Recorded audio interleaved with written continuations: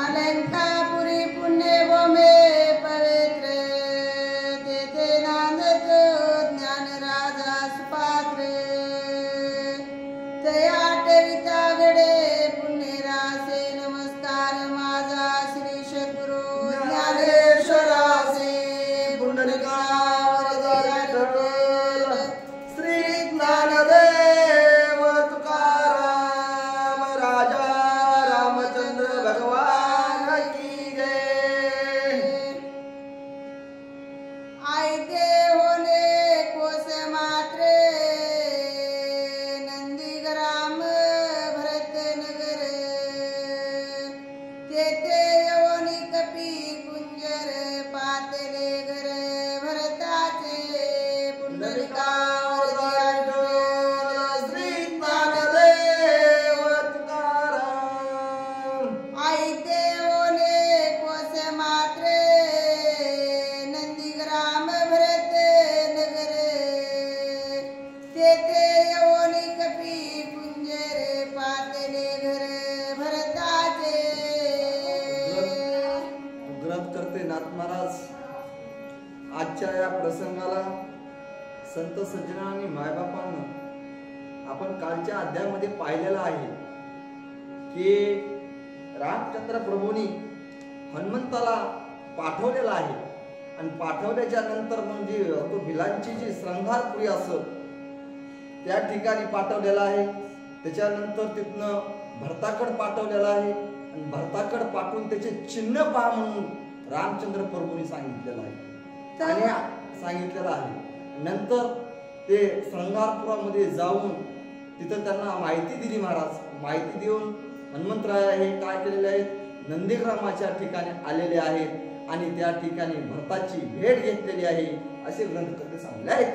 तव वशिष्ठा देतो ऋषी वर भरत समवेत थोर थोर वर्त तसे झाले समग्र वरकल वर कृष्ण जन।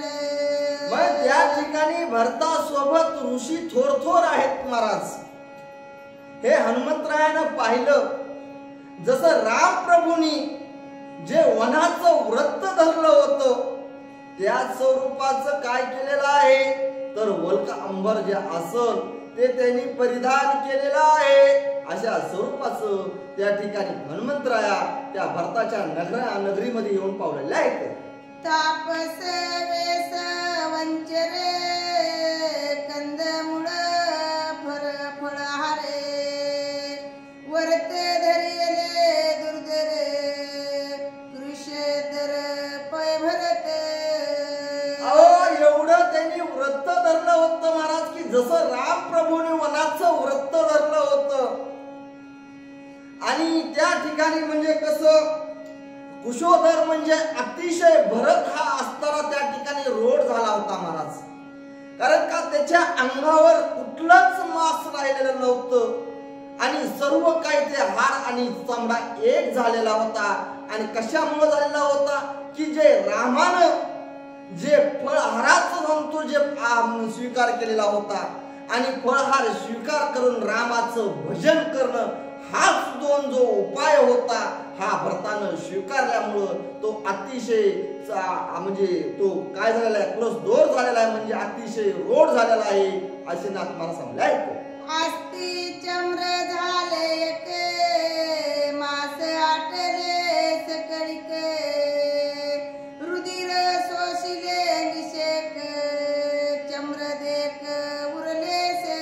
अहो महाराज माणसाला जर 2 दिवस अन्न नसेल तर माणूस कासा विष होतो महाराज। मग भरतानं जसं राम प्रभू वनवासाला गेले होते तर पसनत म्हणतो त्यांनी फक्त फळहार फक्त त्यांनी करायचा आणि निद्रा नाही घ्यायची त्यानंतर म्हणतो जमिनीवर झोपायचं अशा स्वरूपाचं जे राम प्रभू करतील तेच त्यांनी ते व्रत स्वीकारलं होतं आणि त्यामुळं हस्ती आणि चम्र एक झालेलं होतं अंगात रक्त राहिलेलं नव्हतं असे ग्रंथकर्ते सांगले आहेत। श्रीरामाचे निसमरणे जाणे भरत दिहे वाचला पूर्ण तेने भाष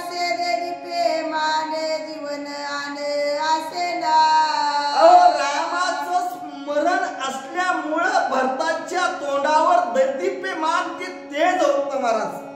ते कशामुळे होतं की फक्त राम नामाची ऊर्जा होती. अशा स्वरूपाचं या ठिकाणी राम प्रभूचं जे नामस्मरण करतो तो दैदिप्यमान राहतो. हे हनुमंतराया त्या ठिकाणी पावलेले आहेत. श्रीरामा सवेवना गेला, विषय भोग सहज चुकला, विषयासोनी त्याग केला, धैर्य तिला महामेरो. अहो रामचंद्र प्रभू हे वनाला गेले महाराज, आणि गेल्याच्या नंतर तो विषयाभोग असणारा त्याला सर्व काही होतं. तरी पण हे भरताना आपल्या ते रामानं स्वीकारले, कारण का रामाचा हा निज भक्त होता कोण भरत, आणि जे रामानं वर्त स्वीकारलं होतं ते भरतानं स्वीकारले असल्यामुळे तो धैर्याचा महामेरू असणारा हा भरत आहे असे ज्ञात्माला सांगले आहेत. राज्य भोग पै समस्त, आसता सर्वता नतळे चित्त. बोला बोला. भोग आसोनी भोगातीत, अतिविरक्त दिये बाहू. अहो असणारा हा रामाचा भरत हा बंधू होता महाराज. अतिशय त्या राज्य लोभापासून जसा राम विरक्त आहे महाराज, आहार आणि विहारापासून जो निरत राहतो महाराज, तसा हा भरतही होता. कारण का त्याला राज्य होतं, आणि राज्य तुम्हाला ते घेतलं होतं कुण की कैकई मातेनं, ती मंत्रीनं तिला शिकून, दासी असणारी तिला शिकून दिलं. शिकून दिल्याच्या नंतर तिनं राज्य भोग मागितला, आणि तो असतानाही सुद्धा त्यानं भरतानं न स्वीकारणं हा भरताचा निज अभिमान आहे असे ग्रंथकर्ते सांगले आहेत.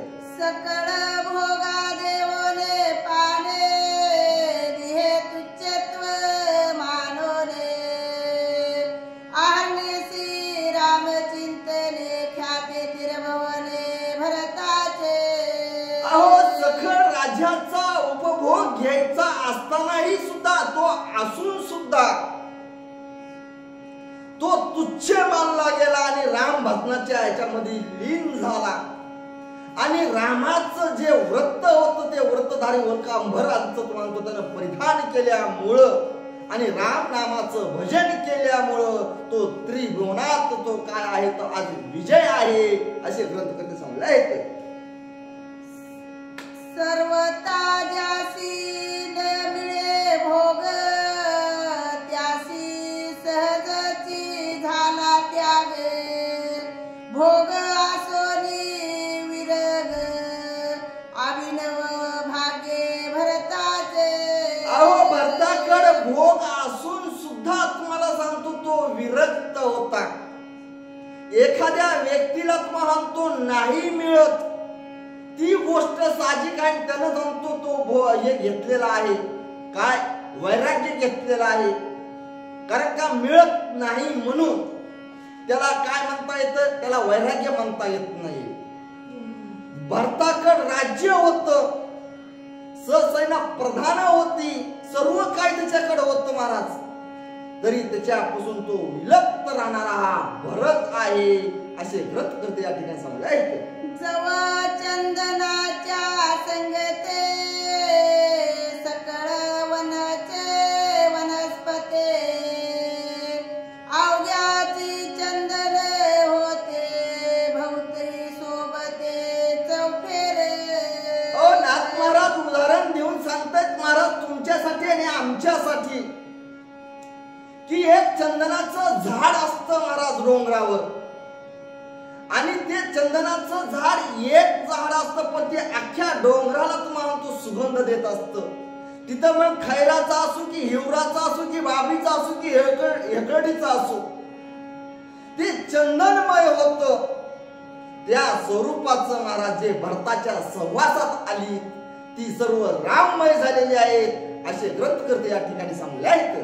तैसे भरते केले पूर्ण, सकळ श्रीराम भजन, सोडोनिया मान अभिमान, श्रीराम गुण वाने ते. अहो त्यांच्यापाशी भरताना सर्व मान आणि अभिमान हा सोडून दिला होता. आणि त्यांच्याकडे काय होतं महाराज? फक्त रामाचं भजन आणि ध्यान होतं. आणि त्यामुळं हा भरत जो झालेला आहे तर श्रीरामाच्या गुणामध्ये अतिशय असणारा तो एक नंबरचा तो उत्तीर्ण झालेला आहे असे ग्रंथकर्ते या ठिकाणी सांगले आहेत.